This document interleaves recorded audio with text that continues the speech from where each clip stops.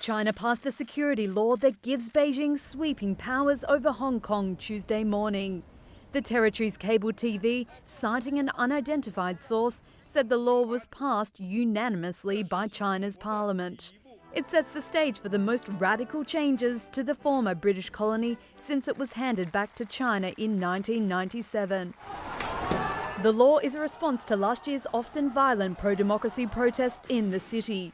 A draft of the law had not yet been published, but Beijing says it aims to tackle subversion, terrorism, separatism and collusion with foreign forces.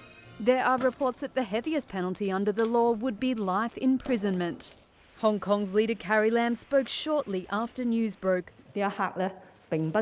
but refused to comment. The law puts China on a collision course with the US, UK and other Western governments. They say it chips away at the high degree of autonomy Hong Kong was granted at the handover.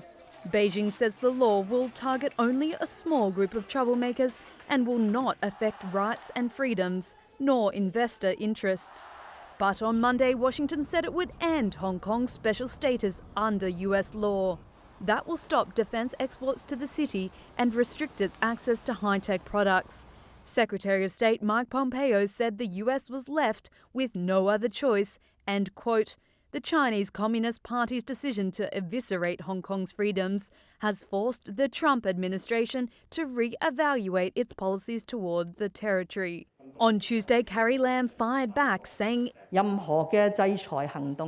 Sanctions will not scare us. We are also mentally prepared, and if necessary, the country will take responsive action. It's unclear what specific activities are to be made illegal or what punishment they carry. However, Chinese state media already unveiled parts of the law.